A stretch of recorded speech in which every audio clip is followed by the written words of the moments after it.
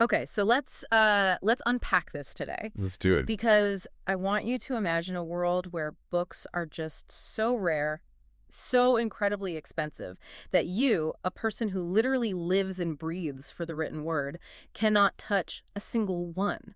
It's a terrifying thought. Right. It isn't just inconvenient. For the character we're discussing today, it is a living nightmare. Absolutely. But what if you decided, fine, if I can't buy them, I'll just make them myself? That is basically the heartbeat of the story we are diving into. It's a really compelling premise and one that has clearly resonated with a massive audience over the years.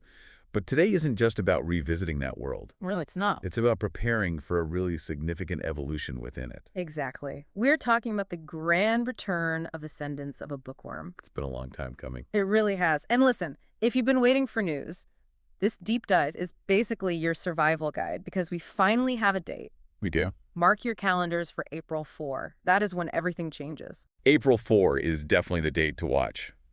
We're looking at the start of Season 4, which specifically covers the adopted daughter of an Archduke arc. Such a good arc. It is. And based on the sources we have in front of us today, which, by the way, range from official casting announcements to major production updates, this isn't just a simple continuation of the story. Not at all. It feels like a complete leveling up. A total level up. I mean, we've got a massive studio shift, a director change, and a voice cast list that reads like a literal who's who of anime legends. It's an incredibly stacked roster. So our mission today is to sift through all this news, figure out what the sources are calling a creative upgrade actually looks like, and help you get ready for the premiere. Right. So whether you're a diehard fan or maybe someone just hearing about this little bookworm for the very first time, stick around. This is going to be really good. It certainly is. There's just a lot of industry movement here that suggests the stakeholders are investing really heavily in the quality of this next chapter. Yeah, they are not playing around.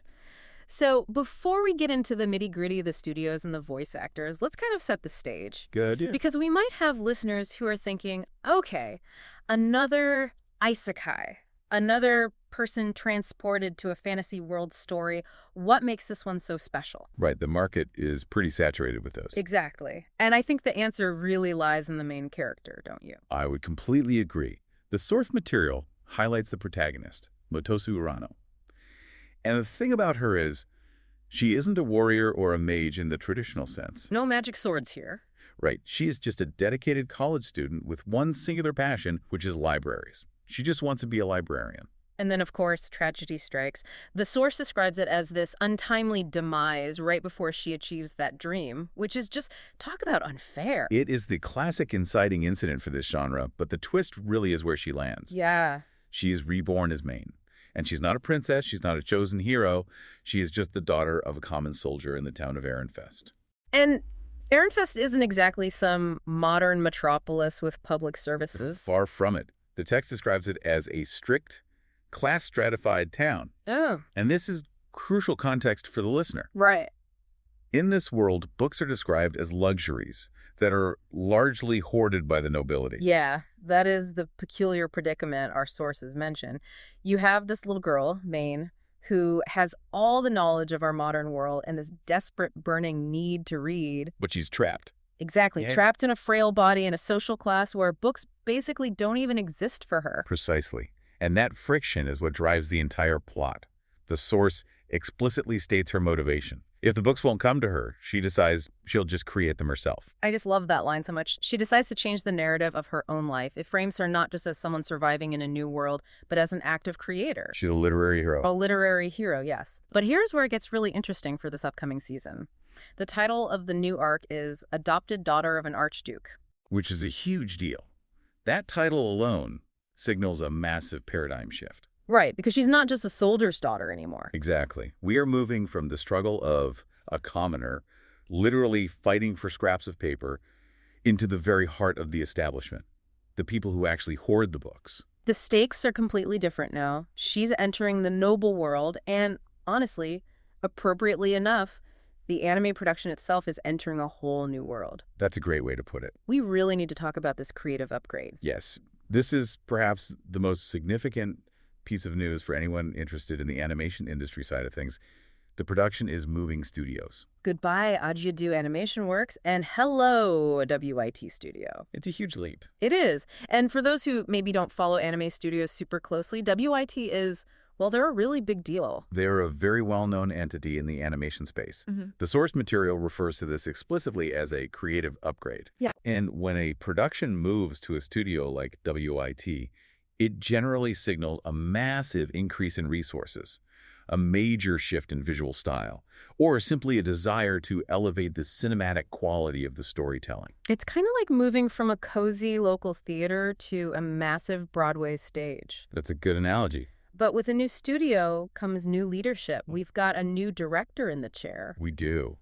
Yoshiaki Iwasaki is taking over as director, succeeding Mitsuru Hongo. And Iwasaki's known for his work on We Never Learn Bokuben, right? Yes, exactly. Now, I know what some fans might be thinking right now. New studio, new director. Is it going to feel like a completely different show? Will it lose its soul? Change can be scary for a beloved series. It really can. But that is a completely valid concern, and it seems the production committee actually anticipated it. Oh, definitely. Because while the studio and the director are new, the sources confirmed that the key creative DNA of the series is absolutely being preserved. Right, I saw that in the notes. Mariko Kunisawa is back. Correct. She is returning for series composition, which essentially means she is the one in charge of the writing and the overall script structure. Which is huge. It is. Having the same lead writer is really the best way to ensure character consistency and narrative flow, even if the visual style shifts dramatically. Yeah, that makes perfect sense. And we can't forget the music either. No, Michiru is also returning to compose the score. Nice. The source actually describes it as an atmospheric score that reinforces the series' charm. So audibly and narratively, it should feel very much like the Bookworm we already know and love. Just perhaps Polished. polished, exactly. And speaking of polish, we have Aiko Manoa handling the character designs now. Right. She's known for Love Through a Prism. So we've got this really interesting mix of fresh eyes on the visuals, but veteran hands on the story and the sound. It sounds like a very solid, well-thought-out strategy. Totally. It is a balancing act, certainly. But there's another element here that suggests the intensity of this new season is just going to skyrocket. Oh, you mean the cast? The cast. Yes. Oh my goodness, the cast. The official announcements listed 7 new cast members, and the pedigree here is, frankly, it's astonishing. It really is. They didn't just hire great voice actors, they hired absolute legends. Let's look at the heavy hitters first. Okay. The source mentions a new character named Veronica. Who is voiced by Mami Koyama. Mami Koyama. The source specifically highlights her role as Charlotte Linlin in One Piece to illustrate the level of presence she brings. Right. And if you know One Piece, you know that Charlotte Linlin Big Mom is utterly terrifying. She has this overwhelming, dominating aura. It is a casting choice that speaks volumes before the character even says a word. Seriously. If you cast the voice of Charlotte Linlin for a character named Veronica, it immediately implies that Veronica is a figure of immense power and authority. You definitely do not hire Mami Koyama to play a wallflower. No, you do not. Exactly. And then we have Jojin, Voiced by Yukari Tamura. known as Tenten in Naruto, another veteran voice who just brings so much experience. And then Florencia, Now, this one really stood out to me. Florencia is voiced by Minami Takayama. the voice of Conan Edogawa, Detective Conan himself. Yes. That is arguably one of the most iconic voices in Japanese animation history. Without a doubt. Conan is a character universally known for extreme intelligence, deduction, and always being one step ahead. Right. So again, while we can only speculate on Florence's exact personality based on this, casting someone so deeply associated with a sharp intellectual character, It tells you something. it suggests she will be a highly significant, calculating player in the politics of this Archduke arc. It's just the stacked deck. But it's not only the legends from the 90s and 2000s either. We've got some really popular modern heavy hitters jumping in too, Indeed we do. We have Bonifacius, who is portrayed by Kazuhiro Yamaji. who fans will definitely know as the very elegant Henry Henderson from SBIX Family. Elegance. Elegance, yes. It certainly suggests a character with a certain gravitas, perhaps a very strict code of conduct or honor. Totally. Then we have Brigitte, voiced by Asami Seto. Known as Raftalia in The Rising of the Shield Hero. Right, and Raftalia is a warrior. She's loyal, she's fierce.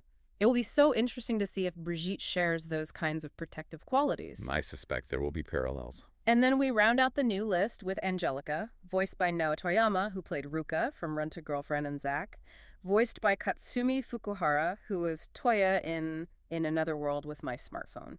What really fascinates me here is the sheer diversity of these acting backgrounds. Right. It's all over the map. You have actors primarily known for long-running shonen battle anime, intense mystery, romantic comedy, all converging on this one particular show. It's a crazy mix. And the source mentions that striking artwork accompanied these specific announcements, which hints heavily at their personalities. Oh yeah, you can tell so much from a character design combined with the voice actor. When you combine that art with these very specific, recognizable voices, you can immediately sense that Maine is stepping into a highly complex web of interactions. It's not just Maine versus the world anymore, fighting to make a piece of paper. It's Maine versus this incredible ensemble of powerful personalities. I mean, Veronica, Georgine, Florencia.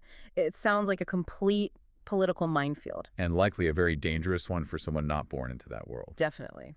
So we have the cast, we have the new studio. Now let's talk logistics. The most important part for the viewers. Exactly, because nothing is worse than a season that ends just when it's getting really good. What are we actually looking at for the length of this season? The news here is very positive. The source confirms this will span 2 consecutive anime seasons. 2 consecutive seasons, so we're talking about a solid 6 months of content. Likely, yes. Around 24 to 26 episodes. It provides what the source calls ample time to fully immerse in the escapades of this new arc. Oh, thank goodness. This is absolutely crucial for an adaptation of a light novel series that is known for being incredibly dense with its world building and politics. Right, you can't just skim over that stuff. Rushing through the adopted daughter of an Archduke arc would likely do it a massive disservice.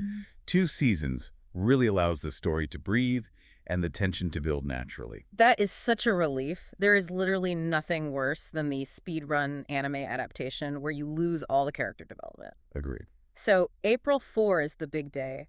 Where do we actually go to watch this when it drops? The source confirms that previous seasons have been streaming on Crunchyroll, and it implies that fans can catch up and watch the new season there. Perfect. So if you haven't seen the first 3 seasons, you basically have until April 4 to binge them all on Crunchyroll. Challenge accepted. It's plenty of time. And for the learners out there who prefer the written word, much like Maine herself. Oh, nice tie-in. Thank you.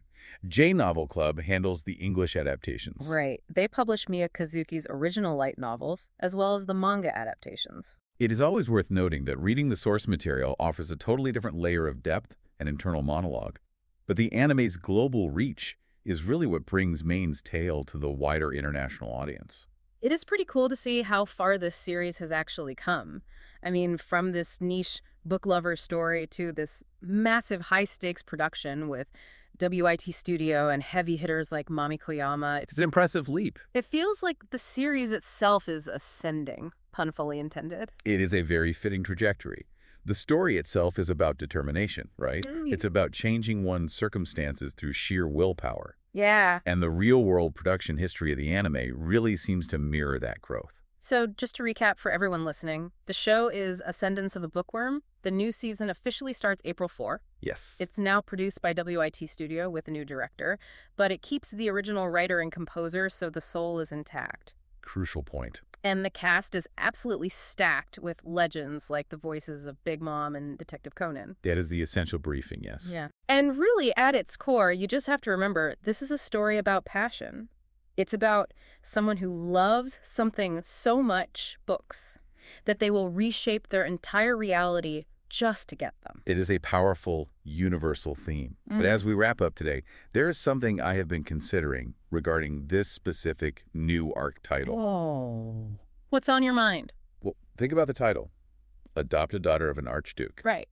Maine started this entire journey because she had absolutely no access to books. None. Zero. She had to invent the paper, she had to make the ink, she had to build the presses to print the pages. Yeah, she was the ultimate DIY hero. Exactly. She was a creator out of pure necessity. But now, she is being adopted by the Archduke. Okay. She is formally entering the inner circle of the nobility, the very people who hoard all the books in this world. Oh, I see where you're going with this. She is finally gaining access to the library she has always dreamed of. Which raises a really provocative question. Which is? If Maine finally gets the access she craves from day one, does her fundamental role in the story change? Oh, wow. Does she stop being a creator? Yeah. Or does having all that new power and those infinite resources mean her ambition is going to evolve into something even bigger?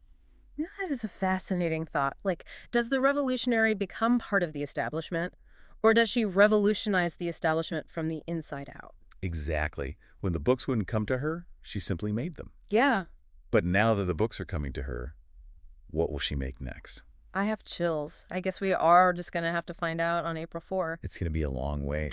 It is. Well, thank you all for taking this deep dive with us today. Go mark your calendars, maybe read a book or two while you wait, and get ready for the adventure. Enjoy the journey. See you next time.